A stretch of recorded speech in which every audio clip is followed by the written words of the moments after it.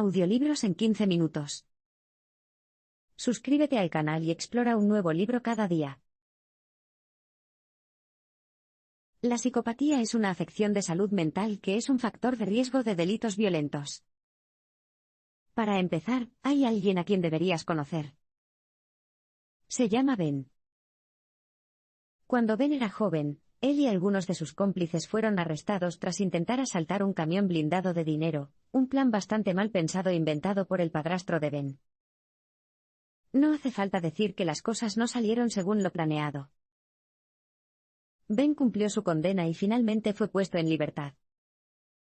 Sin embargo, después de solo 2 semanas de libertad, inmediatamente comenzó a planear vengarse de su padrastro, quien creía que le había tendido una trampa. Ben cogió una bolsa y la llenó con un conjunto completo de herramientas de martillos, sierras y cuchillos. Luego, fue a visitar a su padrastro. Pero, por suerte, Ben nunca llegó a casa de su padrastro porque, en el camino, se topó con un viejo amigo del colegio que lo convenció de salir a tomar algo. Después de unas cuantas pintas, Ben contó sus planes asesinos y, al enterarse de esto, su amigo, afortunadamente, logró persuadirlo de que lo reconsiderara. Los 2 amigos bebieron hasta altas horas de la noche y, finalmente, partieron alegremente hacia su casa. Antes de que se separaran, en un momento de profundo error de juicio, el amigo se burló de Ben por ser, como él dijo, un cobarde por no seguir adelante con el asesinato. En ese momento, ofendido por el desaire, Ben sacó un martillo de su bolsa, y procedió a matar a golpes a su amigo con él. Bien, Ben, si aún no está claro, es un psicópata.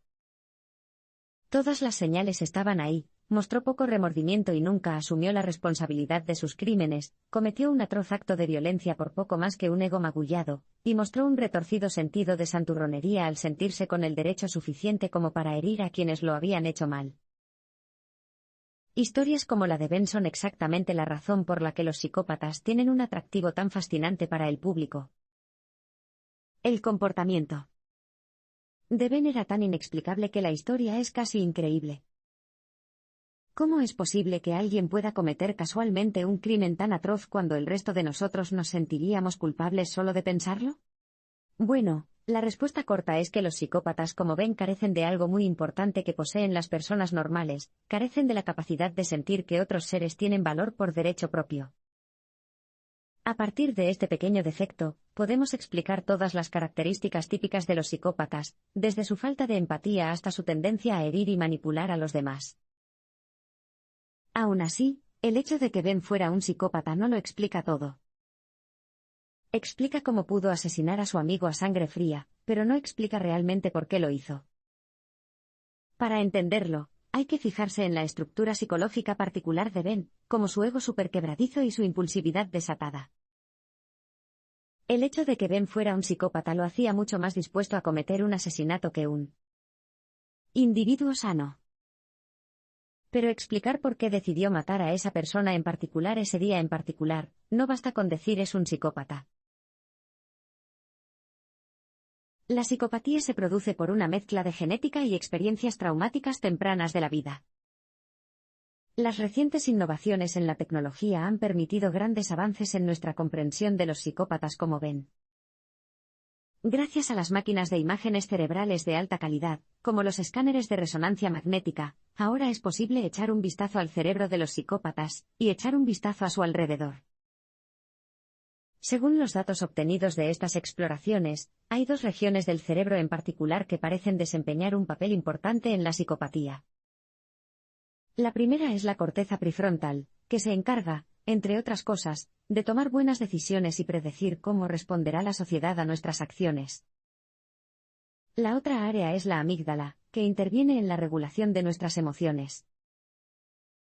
En los psicópatas, ambas regiones muestran una activación significativamente menor.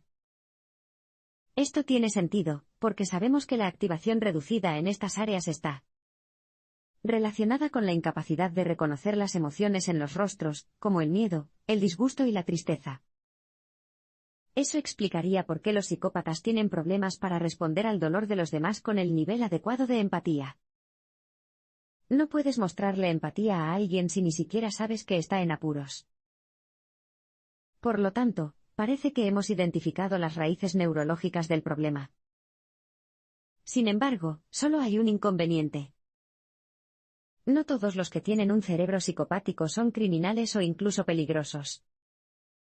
De hecho, muchos llevan una vida perfectamente normal. Entra el doctor James Fallon. El doctor Fallon es un académico y profesor de neuropsicología muy respetado. Un día, estaba examinando una serie de escáneres cerebrales realizados durante uno de sus proyectos de investigación, cuando su atención se fijó en uno que parecía particularmente fuera de lo común. La gammagrafía reveló un cerebro con una activación muy baja tanto en la corteza prefrontal como en la amígdala. Lo primero que pensó el doctor Fallon fue, vaya, este tío es un psicópata total. Pero luego se le ocurrió que esta gammagrafía debía pertenecer a uno de los pacientes sanos del grupo control. Cuando comprobó la identidad en la base de datos, descubrió, para su total asombro, que le pertenecían. Cuando siguió este descubrimiento con una prueba de ADN, solo confirmó lo peor. El doctor Fallon no solo tenía una versión rara del gen MAOA que normalmente se encuentra en los asesinos en serie, sino que incluso tenía un par de parientes lejanos que habían sido asesinos. Ahora, afortunadamente para Fallon, el descubrimiento de que tenía el perfil genético y neurológico de un psicópata peligroso no pareció perjudicar su carrera, de hecho, le valió un contrato de libros y mucha prensa. Sin embargo, la historia resalta una cosa: los genes no lo son todo. Sí, la composición genética juega un papel en el desarrollo de una persona, pero la experiencia es igual de importante. El hecho es que apenas hay un psicópata criminal que haya disfrutado de una infancia perfectamente segura y saludable. En casi todos los casos, los psicópatas violentos surgen de un entorno que está profundamente perturbado de alguna manera, ya sea por negligencia o abuso. Así que no hay una respuesta sencilla a la pregunta de qué es lo que hace a un psicópata. Todo depende de una interacción compleja entre los genes de una persona y sus experiencias tempranas en la vida, las cuales contribuyen a la formación del cerebro adulto maduro. Las prisiones suelen exacerbar los síntomas de los psicópatas y dificultan su contención. A pesar de lo útil y fascinante que es observar el cerebro de un psicópata, esto solo nos dará una imagen parcial de lo que está sucediendo. Si realmente queremos saber qué es lo que motiva a un psicópata, qué lo impulsa y forma su visión del mundo, entonces tenemos que conocerlo de cerca y personalmente. El problema con eso es que es difícil encontrar psicópatas en el mundo real. Para empezar, no son comunes. Pero también suelen pasar desapercibidos, es decir, hasta que cometen un delito grave. Es por eso que la mayoría de los psicópatas que conocemos están en el sistema de justicia penal, en prisiones y hospitales de todo el mundo, y estos no son precisamente los lugares ideales para realizar investigaciones. Además del inconveniente de tener que pasar por puntos de control de alta seguridad todos los días, lo que más preocupa es que estos espacios no sean exactamente neutrales. Los entornos carcelarios tienden a sacar lo peor de los psicópatas. Después de todo, estas personas están atrapadas, a menudo rodeadas de otros psicópatas, y dispuestas a hacer casi cualquier cosa para salir. Para hacernos una idea de lo contraproducentes que pueden ser las prisiones a la hora de contener a los psicópatas, basta con echar un vistazo a la historia de Paul. Paul se crió en una familia criminal, por lo que fue incluido en el inframundo criminal desde muy joven. A lo largo de su carrera criminal, Paul usó muchas máscaras. Trabajó como cobrador de deudas para usureros, y usó la tortura para quitarles dinero a sus víctimas. También traficaba drogas y se aprovechaba de las adicciones de sus clientes para manipularlos para que cumplieran sus órdenes. Pablo realmente era un manipulador de profesión, era alguien que, consciente y deliberadamente, utilizaba a los demás como un medio para lograr un fin. Cuando fue a la cárcel, se llevó esta ocupación. Para entender lo que pasó después, hay algo que debes saber sobre Paul. Si lo conocieras en la calle, y no supieras nada de su pasado violento, honestamente pensarías que es un hombre extremadamente encantador. Era guapo, hablador y muy bueno para aparentar que estaba interesado en ti. Era lo suficientemente encantador, al menos, como para convencer a Luis, una de las oficiales de más alto rango de su prisión, de que tuviera una aventura con él. La relación comenzó poco a poco, con Paul haciendo un cumplido aquí y allá. Luego, la convenció de que le trajera una revista de su casa. Eso se convirtió en más regalos, un CD, cigarrillos, pornografía. En algún momento, su relación se hizo íntima, impresionante dado que la prisión estaba repleta de cámaras de seguridad. Se reunían en la lavandería fuera de horario para tener relaciones sexuales, y ella le traía un flujo constante de contrabando para comerciar en la prisión. Cuando inevitablemente se descubrió la aventura, Luis fue acusada de mala conducta, y ese fue el final de su carrera. Desafortunadamente, lo que le pasó a Luis no fue un hecho aislado. Durante los años siguientes, se denunciaron 3 incidentes similares en otras prisiones y hospitales del Reino Unido. En cada caso, una funcionaria mantuvo una relación con un psicópata masculino a su cargo. Y, en cada caso, la mujer fue acusada de mala conducta y su carrera se arruinó. La historia de Paul demuestra la habilidad peculiar de los psicópatas para pervertir las normas morales de la institución que supuestamente los contiene. También debería recordarnos que cualquier persona que trabaje con psicópatas, sin importar su experiencia, corre el riesgo de verse comprometida. La prueba de psicópatas diagnostica a una gama demasiado amplia de personas como psicópatas. Paul ejemplifica la imagen clásica de un psicópata, un criminal nato que parece deleitarse en causar problemas donde quiera que vaya. Pero no todos los psicópatas coinciden con el perfil de Paul.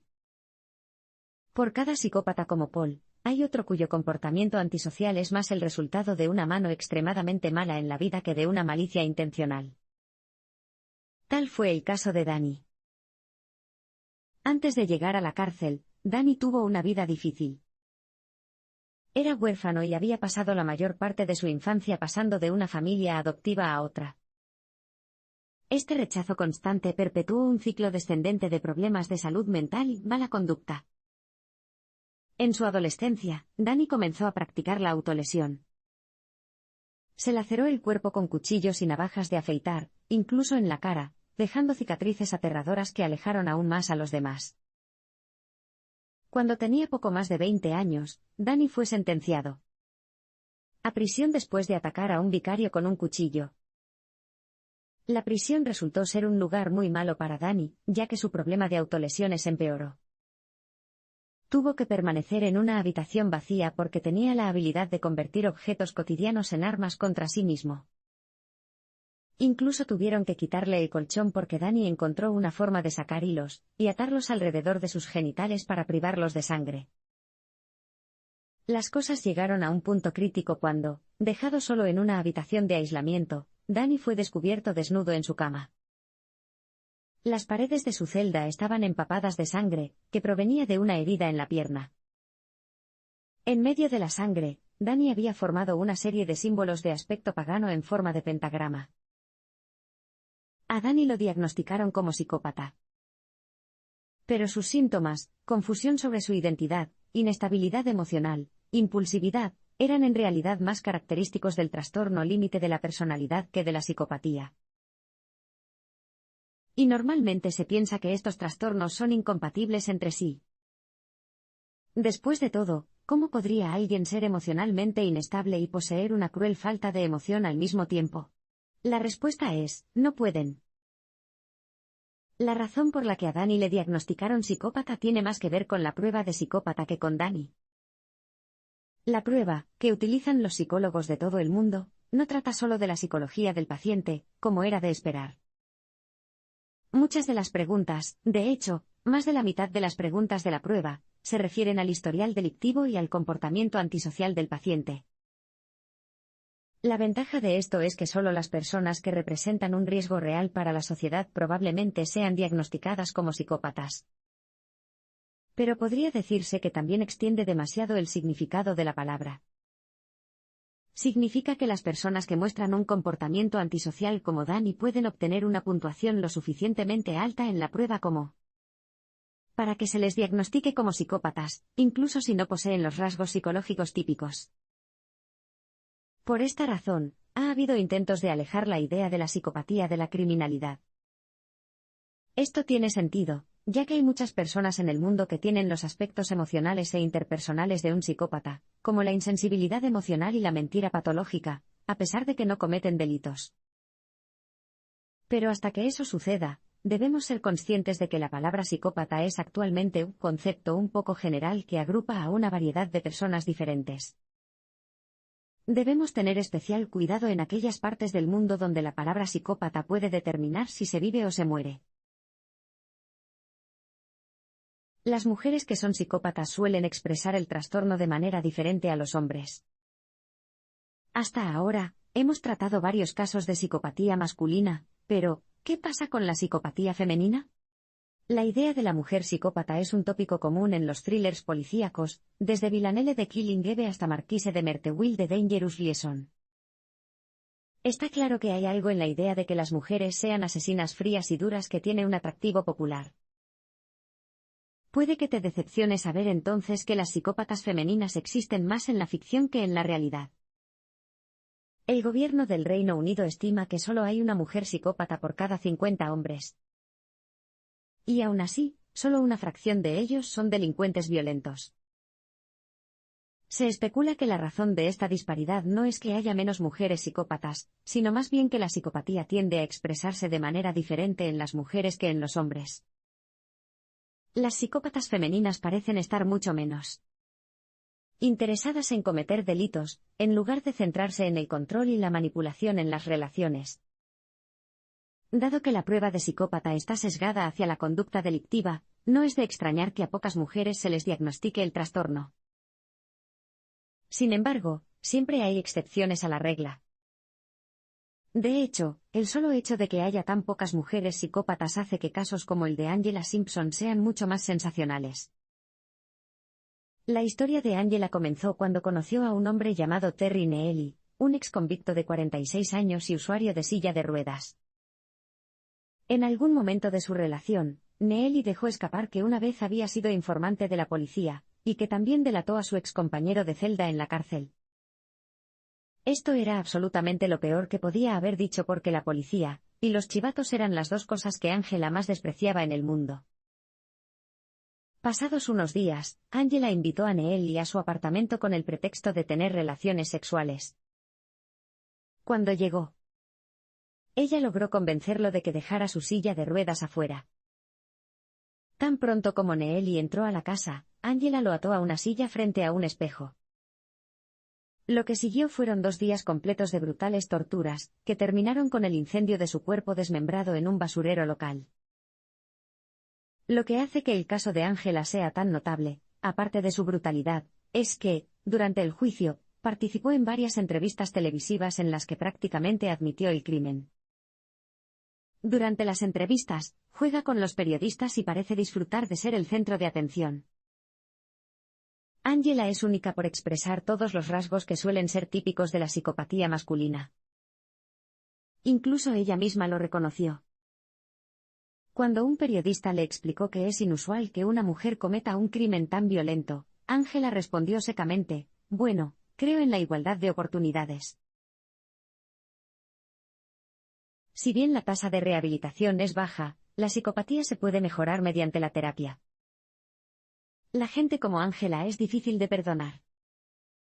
Son los que más fácilmente me vienen a la mente la palabra maldad.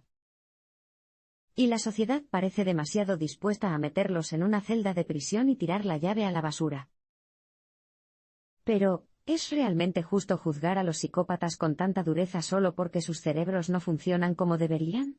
Claro, algunos psicópatas claramente hacen todo lo posible por herir a otros, pero no todos los psicópatas son tan intencionales. Muchos simplemente no entienden por qué sus acciones causan sufrimiento, y otros no saben en absoluto que están causando sufrimiento. La mayoría de nosotros aprendemos este tipo de conciencia moral durante nuestra educación. Pero los psicópatas a menudo crecen en entornos tan desfavorecidos que nunca tuvieron la oportunidad de aprender. Entonces, la pregunta ¿es posible enseñarles?